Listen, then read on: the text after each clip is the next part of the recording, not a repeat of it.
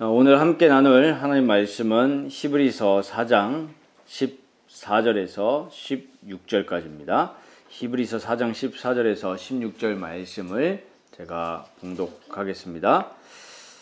그러므로 우리에게 큰 대제사장이 계시니 승천하신 이 곧 하나님의 아들 예수시라. 우리가 믿는 도리를 굳게 잡을지어다. 우리에게 있는 대제사장은 우리의 연약함을 동정하지 못하실 이가 아니요 모든 일에 우리와 똑같이 시험을 받으신 이로되 죄는 없으시니라. 그러므로 우리는 긍휼하심을 받고 때를 따라 돕는 은혜를 얻기 위하여 은혜의 보좌 앞에 담대히 나아갈 것이니라. 아멘. 말씀 나누기 전에 하나님께 기도하겠습니다. 주님, 오늘 말씀을 통해 보좌에 계시는 그리스도와 교제하게 하시고 더욱 풍성히 삼위일체 하나님을 바라보고 하나님께 시선을 두는 삶으로 우리를 변화시켜 주옵소서. 예수 그리스도의 이름으로 기도하옵나이다. 아멘. 오늘 함께 하나님이 주실 은혜 나눌 말씀의 제목은 날마다 은혜의 보좌 앞으로 나아가는 신앙입니다.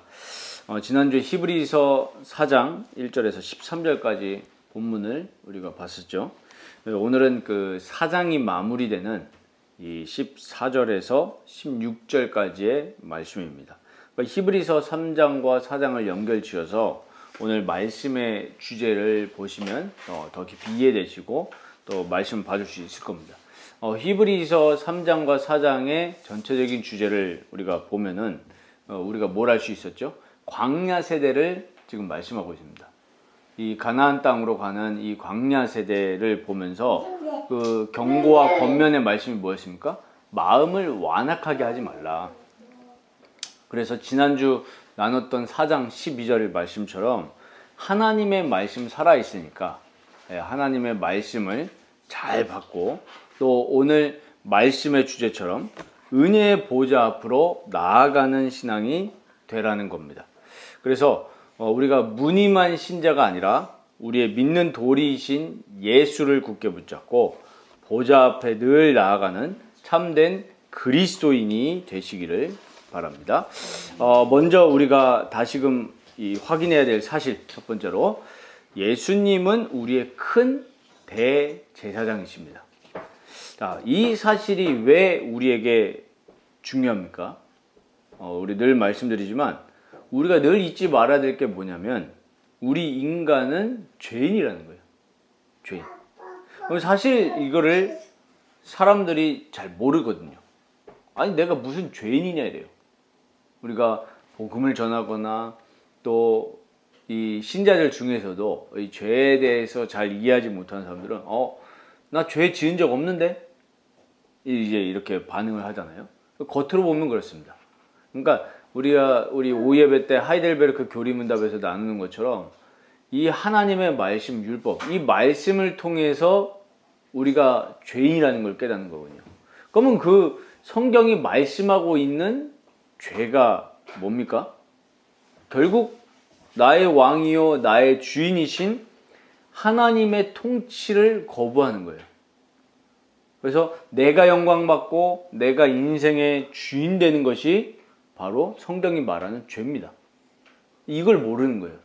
그러니까 우리는 하나님께로부터 창조됐고 하나님의 형상으로 지음받았기 때문에 하나님을 예배하고 하나님을 기뻐하고 우리 마음과 전심으로 모든 뜻을 다해서 하나님을 사랑하는 것. 그러니까 우리가 일을 해도 하나님께 영광, 우리가 먹어도 하나님께 영광. 바울이 얘기하잖아요. 먹든지 마시든지 다 주의 영광을 위하여 하라 그랬잖아요.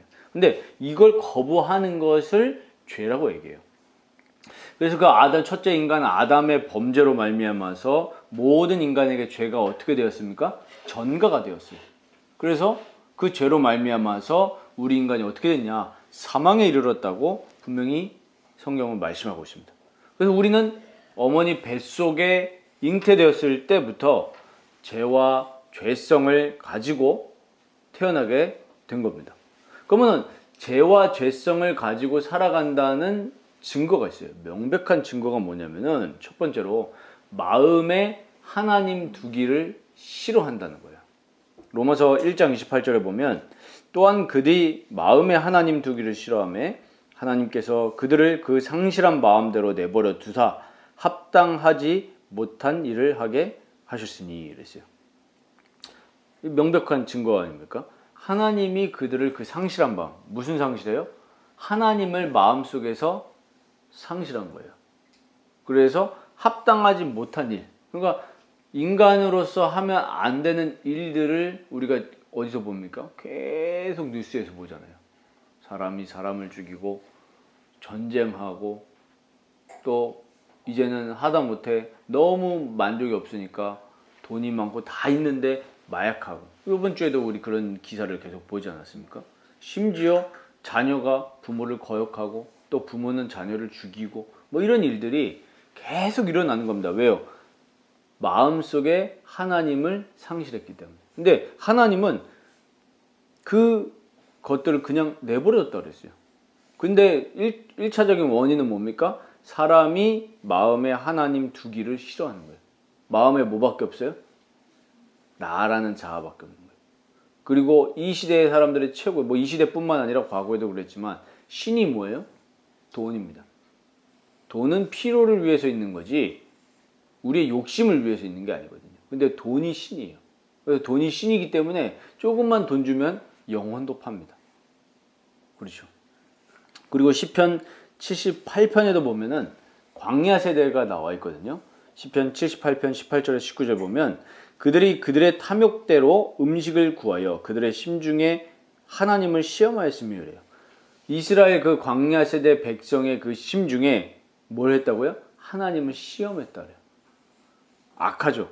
그래서 19절에 보면 그뿐 아니라, 시험한 것뿐만 아니라 하나님을 대적하여 말하기를 하나님이 광야에서 식탁을 베푸실 수 있으랴. 이렇게 대적해요. 지금 이 광야 사막이잖아요. 아무것도 없는 사막 속에 하나님께 대적하면서 이렇게 마음속에 얘기하는 거예요. 하나님이 우리한테 지금 광야 이 사막에서 식탁을 베푸실 수 있냐. 예를 들면 이런 거예요. 야, 말씀, 뭐 복음, 뭐 어떻게 얘기합니까? 뭐 하나님 믿으면은 밥 먹여주냐? 사람들이 이렇게 얘기하잖아요. 이거 뭐예요? 이 지금 광야 세대 백성들하고 똑같은 거예요. 하나님이 광야에서 우리에게 식탁 베푸실 수 있냐? 내가 이렇게 예배 드리는데 하나님은 나한테 뭐 갖다 줘? 이렇게 시험하는 거예요.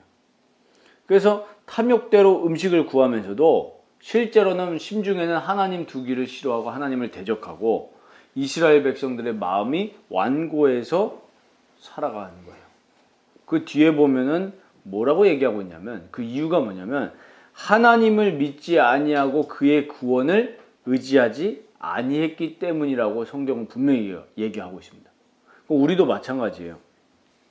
실제로 교회는 다닐 수 있으나 실제로 예배 자리에는 참석할 수 있는데 실제로는 하나님의 구원을 의지하지 않고 내 마음속에 하나님을 두지 않고 누구를 의지하면서 살아가는 거예요? 나를 의지하면서 살아가는 거예요. 혹은 뭐 내 배경, 우리 흔히 백이라고 하죠. 우리 부모님이 돈이 많아. 그거 의지하고 살아가는 거예요. 아니면 나는 실력이 좋아. 그러고 살아가는 거예요. 그리고 두 번째로 철저하게 내가 주인이 되어서 살아갑니다. 그러니까 모든 사람들의 마음에 근본적인 그 깔려있는 사상은 뭐냐면 내 인생의 주인을 누구라고 생각해요? 나라고 생각합니다. 이런 어린이들도 마찬가지. 그래서 어떻게 대듭니까? 왜 엄마는 내 마음을 몰라줘 이렇게 대적하잖아요. 주인이 나예요. 그래서 이 주인이 나라는 것 속에서 모든 기쁨이 오고 또 우리가 좌절하거나 낙심할 때도 왜 그래요? 내가 주인이라고 생각하니까 좌절하는 거예요. 그러니까 내가 계획한 대로 안 되니까 좌절하잖아요. 그러니까 우리의 감정도 주인이 누가 돼야 됩니까? 하나님이 돼야 되잖아요. 하나님으로 기뻐하고. 그렇죠? 이렇게 돼야 되는데 감정까지도 내가 주인이 되어져서 실제 마음의 주인이 완전히 내가 돼버렸어요. 이거를 계속 이게 우리 시간이 지나가면요. 우리 요즘 아가들은 잘 모를 텐데 뭐 저희 때만 해도 그랬잖아요. 눈이 많이 와서 눈사람을 만들면 눈을 뭉쳐가지고 굴리잖아요. 굴리면 어떻게 됩니까? 언덕에서 굴리면 내려가면 이따만큼 커져요. 그것처럼 내가 주인이 돼서 계속 살면 그게 죄거든요. 그게 죄성이고요. 이게 계속 커집니다. 그래서 나중에 어떻게 됩니까? 그 결과가 막 우울증, 자살, 분노, 이게 결국에 뭐죠? 죄예요. 한 신학자는 이렇게 얘기했습니다. 자살을 보고 뭐라고 그랬냐면은 자기 몸에 죄를 짓는 거다. 바울도 음란에 대해서 이렇게 얘기하죠. 뭐라고요? 너의 몸에 죄를 짓는 거다. 그러니까 결국에는 이 모든 죄의 악들은 죄의 결과죠. 그리고 세 번째로 하나님의 영광을 위해서 살아가지 않는다는 것이 바로 증거입니다. 인간의 문제는 뭐라고 그랬습니까? 로마서 3장 23절 보면 모든 사람이 죄를 범하였음에 하나님의 영광에 이르지 못하더니. 그러니까 인간의 문제는 뭐냐면 하나님의 영광에 이르지 못하는 게 그게 문제예요. 그래서 헛된 영광을 취하면서 살아가죠. 예를 들자면 많은 사람들이 성공과 명예를 위해서 애씁니다. 그런데 그거는 참된 영광이 아니거든요. 예를 들면은 로아가 서울대 갔다 칩시다. 그게 진짜 영광입니까? 로아가 서울대 가면 다 좋아하겠죠. 엄마 아빠도 좋아하고 할머니 할아버지 할아버지가 얼마나 자랑을 하시겠어요. 우리 손녀가 서울대를 갔다. 근데 그거는 가짜 영광이잖아요. 그 진짜 영광이 아닌데. 그래서 이 모든 것이 어디서 왔다는 걸 알아야 됩니까? 나의 죄에서 왔다는 것을 알아야 돼요. 우리가 죄라고 생각하니까 자꾸 안일하게 생각하기 쉬워요. 왜? 눈에 안 보이니까. 우리가 죄라고 하면 뭐만 생각해요? 그냥 눈에 보이는 그런 도둑질 이런 것만 생각하잖아요. 근데 이 죄가 안일하게 생각할 것이 아니라 정말 무시무시하다라는 사실을 깨달아야 됩니다. 근데 이거는 진짜 은혜로 깨달아지는 것이지 그냥 깨달아지지 않아요. 죄 문제는 단순한 문제가 아닙니다. 죄로 인해서 우리가 어떻게 됐어요? 죽었어요. 영이 죽었습니다. 하나님에 대한 마음이 없다는 게 이미 죽은 거예요. 그래서 육체와 마음에 원하는 것만 하면서 살아가는 인생이 됐기 때문에 정말 절망적인 거죠. 그래서 우리에게는 이 죄를 씻어줄 분이 필요한데 그분이 바로 하나님이신 바로 예수님입니다. 오늘 14절에 이렇게 말씀하죠. 그러므로 우리에게 큰 대제사장이 계시니 승천하신 이 곧 하나님의 아들 예수시라. 우리가 믿는 도리를 굳게 잡을지어다. 큰 대제사장이라고 했는데 이 대제사장이 했던 역할이 뭡니까? 구약 성경에 보면은 이 하나님이 임재하시는 그 지성소, 실제로 그때 하나님이 임재하셨는데 그 지성소 안에 있는 언약궤, 그 언약궤 안에 접근할 수 있었던 것이 유일하게 누구냐면 백성들 가운데 대제사장 하나뿐이었어요. 그런데 그것도 1년에 며칠인 줄 아십니까? 단 하루. 단 하루 하나님이 임재하시는 언약궤 속에 들어갈 수 있었어요. 자, 그런데 오늘 예수님을 큰 대제사장이라고 얘기합니다. 대제사장이에요. 그 말은 무슨 말입니까? 이 아론계 제사장들과 대제사장들과 다르다는 얘기예요. 그 당시에 대제사장, 아론계의 그 자손들만 제사장이 됐거든요. 그런데 예수님은 그 육신의 몸을 입은 인간 제사장, 죄 있는 제사장이 아니라는 얘기입니다. 그리스도께서는 십자가에서 피 흘리심을 통해서 우리의 죄, 그래서 왜 이 죄를 계속 얘기했냐면 죄를 단순하게 얘기하면서 예수님이 우리 죄를 씻겨주셨다고 하니까 예수님의 그 피의 공로가 나한테 감동으로 안 다가오는 거예요. 왜? 죄에 대한 이해가 안 됐으니까. 근데 죄가 뭐라고요? 내가 주인 된 게 죄예요. 그 내가 주인 된 결과로 헛된 영광 취하면서 살아가니까요. 자, 그 죄를 씻으신 분이 바로 예수님입니다. 그 예수님께서 죄를 씻으셨고 하나님이란 증거로 부활하셨고 지금 승천하셨습니다. 이 승천하셨다는 얘기는, 부활하셔서 승천하셨다는 얘기는 죄와 사망과 마귀에 대해서 완전히 승리하셨다는 겁니다. 그러니까 인간 제사장과 비교할 수 없는 어마어마한 대제사장이라는 거죠. 그래서 지금 예수님 어디에 계십니까? 하늘 우편에 계시면서 지금도 우리를 위해서 대제사장의 일을 수행하고 계신 줄로 믿습니다. 그래서 우리가 내가 하나님이 되어가지고 살아가는 그런 죄인 인생이었는데, 그렇기 때문에 하나님을 부정하고 하나님 믿을 필요 없다, 예배드릴 필요 없다 이러면서도 늘 염려하면서 살아가는 인생일 수밖에 없잖아요. 그게 인간의 죄인됨의 결과입니다. 그래서 우리 인간의 죄, 이 죄 문제를 누가 해결하셨다고요? 예수님이 해결하셨습니다. 그래서 우리는 나의 위대한 대제사장 대신 예수님, 이 예수님, 우리가 믿는 도리를 굳게 잡으라는 겁니다. 우리가 예수님을 굳게 잡지 않으면 우리는 지금도 뭐하냐 하니까 예배 드리면서도 걱정할 수 있어요. 그래서 우리가 예배할 때 뭐라고 합니까? 영과 진리 안에서 예배 드리라고 하잖아요. 예수님을 굳게 붙잡으셔야 됩니다. 그래서 내 마음의 시선을 어디다가 돌려야 되느냐? 우린 눈에 보이지 않지만 지금 마음이 있잖아요. 이 공간에 우리가 여럿이 있는데 각자 아마 생각이 다 같지는 않을 겁니다. 마음이요. 그런데 우리가 예배 드리는 순간만이라도 마음의 포커스를 어디다 둬야 됩니까? 나를 위해서 죽으시고 부활하셔서 승천하시고 지금도 그 보좌 우편에서 대제사장의 직무를 수행하고 계시는 예수님께 둬야 됩니다. 그때 우리에게 참 소망과 참 평안과 참 힘이 우리에게 주어질 줄 믿습니다. 그래서 이 예수님으로 충만해 하시고 또 이 예수님과 인격적으로 교제하시길 바랍니다. 어떻게 교제하냐? 말씀을 내 마음에 둘 때 예수님과 인격적으로 교제가 됩니다. 왜요? 보혜사 성령께서 우리가 말씀을 묵상할 때 우리에게 깨닫게 하시기 때문이에요. 그리고 이제 두 번째로는 우리의 신앙이 어떤 신앙이 되어야 되냐면 날마다 은혜의 보좌 앞으로 나아가는 신앙이 되어야 된다는 겁니다. 우리가 이 낙심할 때가 주로 언제입니까? 사람들이 많이 낙심할 때가 언제죠? 주로 낙심할 때. 우리 보면 이 어린 아가들도 낙심을 하잖아요. 네, 조금만 자아가 생기면 막 좌절하고 뭐 하면 막 입술 나오고 그러거든요. 많은 사람들이 왜 우울해지겠습니까?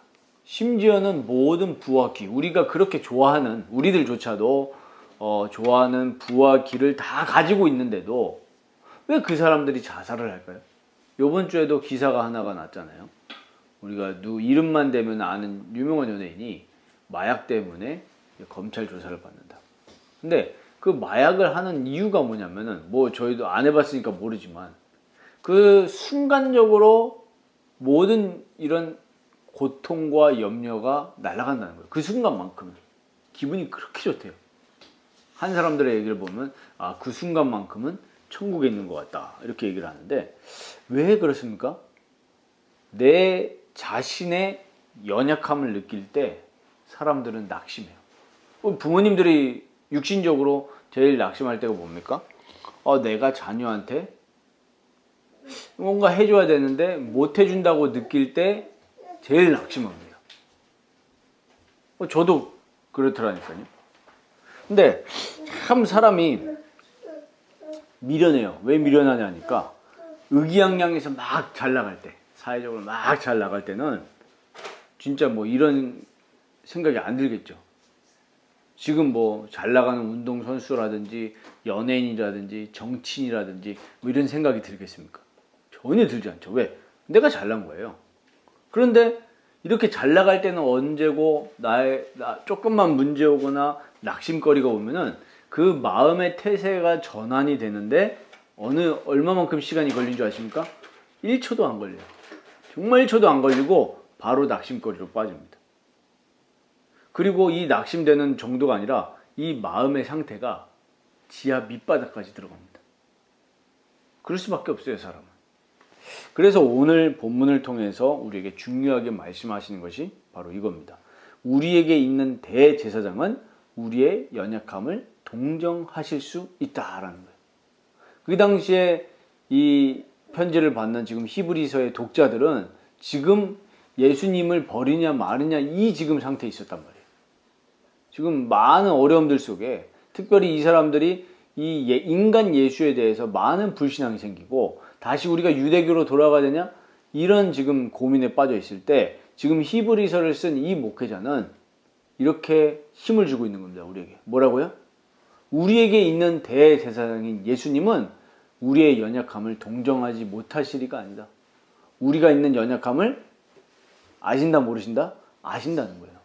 그거 이해해 주신다. 이렇게 말씀하고 있는 겁니다. 왜 그랬습니까? 모든 일에 우리와 똑같이 시험을 받았기 때문에 그랬습니다. 예수님은 하나님이신데 인간 몸을 입으셨잖아요. 완전한 인간이고 완전한 하나님이십니다. 그런데 뭐는 없으시죠? 죄는 없으시다. 왜? 하나님이시니까요. 히브리서 2장을 볼 때 우리가 말씀드렸지만 우리가 신앙생활을 한다고 하면서 우리가 믿는다라고 하잖아요. 믿는다라고 하는데 이 믿는다라고 했을 때 중요한 부분이 뭐냐면 예수님이 성육신하신 거.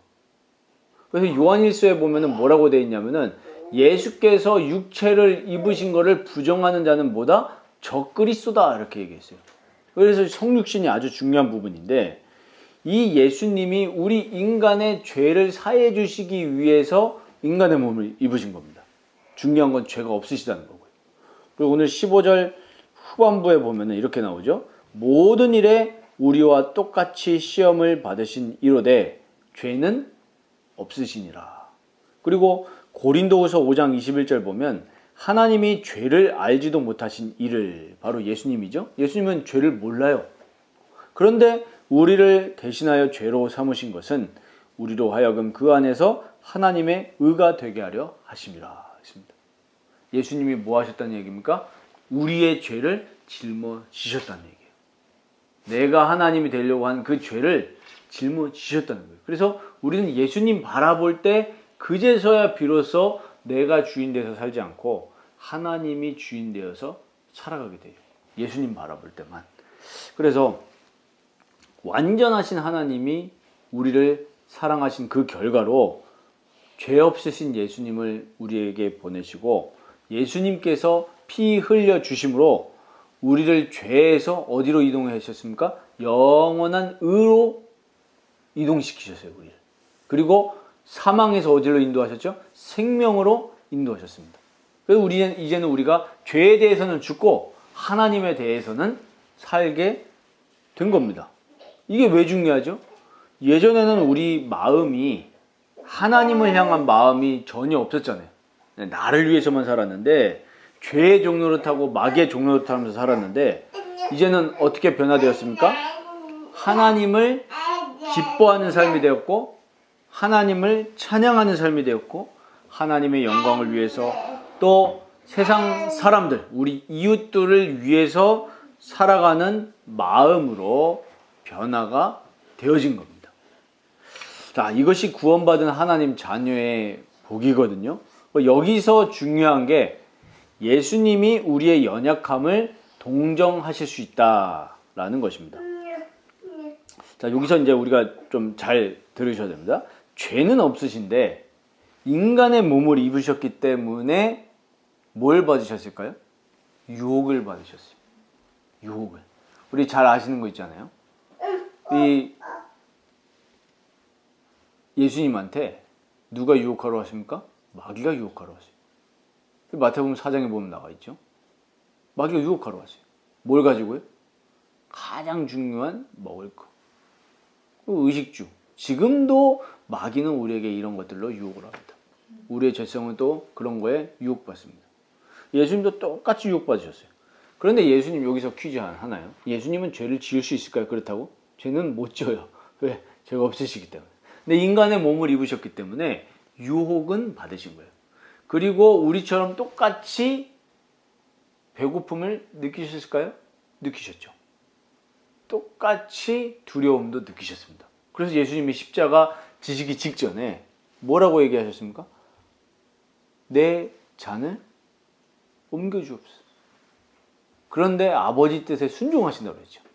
왜? 우리의 죄 때문에 오셨으니까. 우리가 느끼는 감정들도 아실까요? 모르실까요? 아신단 말이에요. 우리가 생각하는 어떤 미래에 대한 두려움, 먹고 사는 거에 대한 두려움, 또 미래에 대한 두려움, 이런 걸 다 아신단 말이에요. 그러면 우리가 여기서 좀 적용되는 게 있죠. 뭐냐면은 대부분 우리가 예수를 믿으면서 복음을 가지고 뭘 하려고 하냐면은 이 진정으로 하나님을 사랑하고 하나님의 영광을 위해서 살아가는 것보다는 이 복음을 가지고 내 만족을 채우려는 쪽으로 또 사람들이 가거든요. 결국엔 조금 심하게 말하면은 사람들이 무당 찾아가는 것하고 좀 비슷한 결로 예수를 믿습니다. 그런 식으로 목사를 만나요. 엄밀히 말하면 그건 진정한 신앙생활이 아니죠. 그래서 우리가 예수 믿고 신앙생활을 한다는 건 뭐냐면은 모든 상황 속에서, 그러니까 우리가 기쁘든 슬프든 부요하든 가난하든지 간에 예수님께 나아가고 예수님과 교제하는 게 진짜 신앙생활입니다. 예수님이 우리의 모든 것을 동정하시기 때문에 이 모든 것을 동정하시는 예수님께 우리는 나아가면서 예수님과 교제하는 거예요. 우리 어떻게 하면 됩니까? 종교적인 기도하면은 어떤 식으로 기도하냐면요. 예수님, 자기는 지금 힘들면서 나는 힘들지 않아요. 이렇게 기도하는 게 종교생활이에요. 그러면서 뭘 구합니까? 자꾸 허황된 걸 구해요. 지금 나는 힘들면서, 나는 어려우면서 예수님께 그대로 나아가면 되는데 솔직한 기도 안 하고 자꾸 허황된 기도하거든요. 그래서 우리는 신앙생활을 빨리 바꿔야 됩니다. 내 걸 채우는 게 아니라 이거를 이해하시는 예수님으로 나를 채워야 돼요. 그래서 예수님이 뭐라고 하셨습니까? 야, 너네 의식주 가지고 안다. 의식주 가지고 기도하지 마라. 그건 이방인들 구하는 거다. 그러면서 뭐라고 하셨습니까? 너희는 그의 나라와 그의 의를 구하라가 아니고요. 먼저 구해라 그랬어요. 먼저 구해라. 자, 그러면 그의 나라가 뭡니까? 그리스도께서 나를 통치하시는 게 그의 나라예요. 이거를 구하시길 바랍니다. 그래야 내가 주인 되어서 살려는 죄성에서 멀어지고 우리가 하나님을 찬양하고 또 그 영광을 위해서 살아갈 수 있게 되는 겁니다. 그래서 늘 긍휼을 구하시기 바랍니다. 나에게 긍휼함을 베푸셔서 나를 도와주셔서, 예수님 나를 지금 도와주세요. 이렇게 기도하시면 됩니다. 그러면서 하나님을 예배하고 또 하나님의 임재를 경험하는 삶이 되도록 기도하셔야 됩니다. 모든 영역에서요. 우리의 가정생활 속에서 하나님 임재하여 주셔서, 우리로 하는 유치원 생활 속에서 하나님이 임재하여 주세요. 이렇게 기도할 때 우리가 비로소 하나님의 영광을 위해서 살아갈 수 있는 삶으로 변화되어지죠. 그래서 내가 은혜가 필요하다는 존재임을 아는 것이 은혜 중에 은혜인 줄 믿습니다. 이 하나님의 은혜가 없는 사람은 예배가 필요 없죠.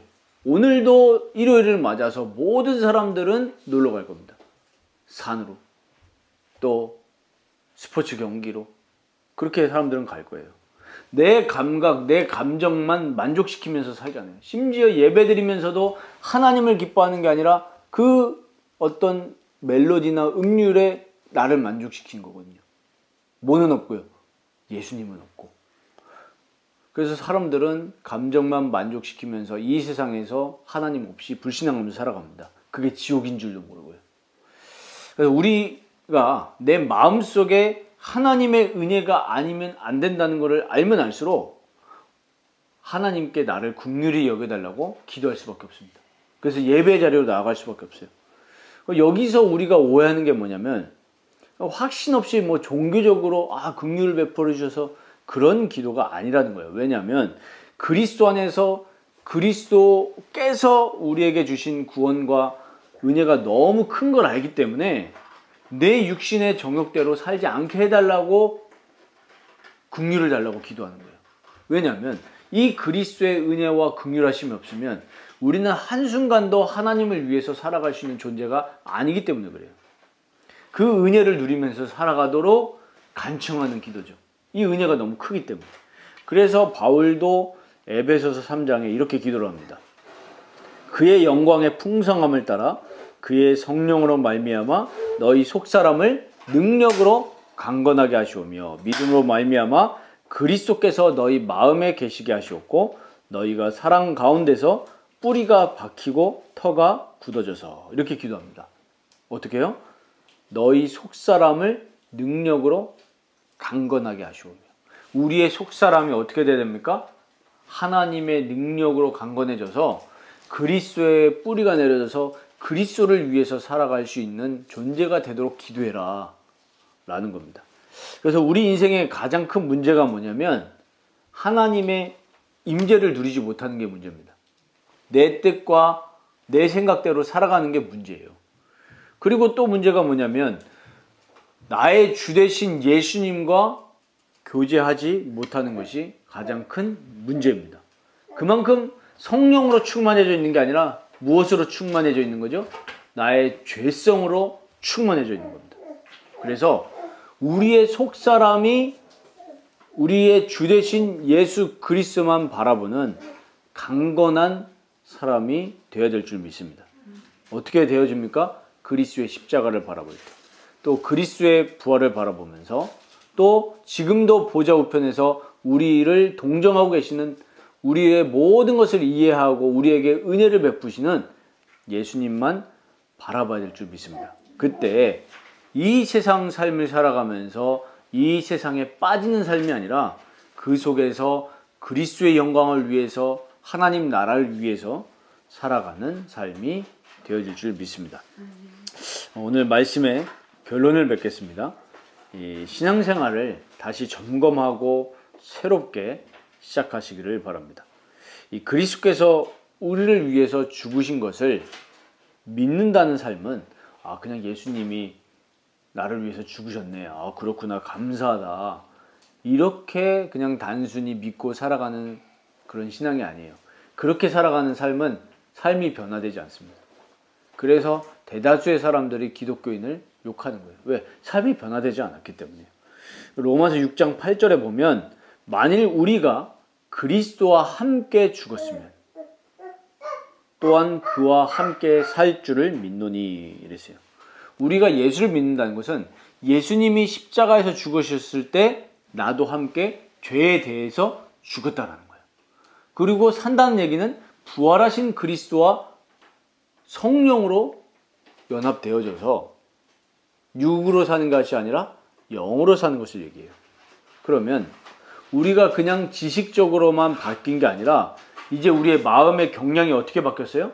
하나님을 사랑하는 마음으로 바뀌었고 그리스도를 바라보면서 이 땅에서 거룩한 삶으로서 하나님께 영광을 돌리고 또 많은 이웃들을 그리스도께 인도하는 삶으로 살아가는 걸로 우리 마음이 변화된 겁니다. 그렇게 살아가는 게 진짜 믿는 삶이에요. 왜? 죄에 대해서는 그리스도와 함께 십자가에서 죽었기 때문에. 이걸 바라볼 때 우리는 나를 위해서 살아가는 삶이 아니라 하나님과 내 이웃을 위해서 살아갈 수 있는 삶으로 바뀐 겁니다. 그래서 로마서 6장 12절 13절 보면 그러므로 너희는 죄가 너희 죽을 몸을 지배하지 못하게 하여 몸의 사욕에 순종하지 말고 또한 너희 지체를 불의의 무기로 죄에게 내주지 말고 오직 너희 자신을 죽은 자 가운데서 다시 살아난 자 같이 하나님께 드리며 너희 지체를 의의 무기로 하나님께 드리라 그랬습니다. 죄와 제약에 우리의 삶을 내주지 마십시오. 하나님을 인정하지 않고 내 마음대로 사는 모든 것이 죄입니다. 순간순간마다 이스라엘 백성처럼 마음이 완고해서 하나님이 먹을 것 주실 수 있냐? 하나님이 내 인생 책임지냐? 이런 불신앙하지 말라는 거예요. 우리 몸을 의의 무기로 하나님께 드리는 삶을 살아가시기 바랍니다. 이게 뭡니까? 나를 의의 무기로, 죄의 무기로 드리라지 말고 의의 무기로 드리라는 말은 내 삶이 하나님을 위해서 사용되는 삶이 되라는 거죠. 그럼 이게 뭐 나가서 전도 열심히 하라는 말입니까? 그런 말이 아니고요. 내가 하나님을 사랑하면 나를 하나님께 드리는 거예요. 하나님께 감사하며 하나님께 나를 드리는 거예요. 그리고 그리스도를 나타내고 그리스도를 높이는 삶이 되도록 기도하면 그것이 바로 나를 의의 무기로 하나님께 드리는 건 줄 믿습니다. 이게 우리의 의로 되겠습니까? 절대 안 되죠. 왜냐하면 우리는 그리스도의 의로 말미암아서 의인이 되었지만 뭐는 남아있죠? 죄성은 남아있습니다. 그래서 늘 보좌에 계시면서 우리를 도와주시는 주님께 나아가라는 거예요. 나아가라. 우리의 연약함을 아신다. 동정하신다라는 얘기죠. 그래서 나를 사랑하시는 주님과 늘 교제하시면서 은혜와 긍휼을 얻는 한 주간 되시기를 주의 이름으로 축원드립니다.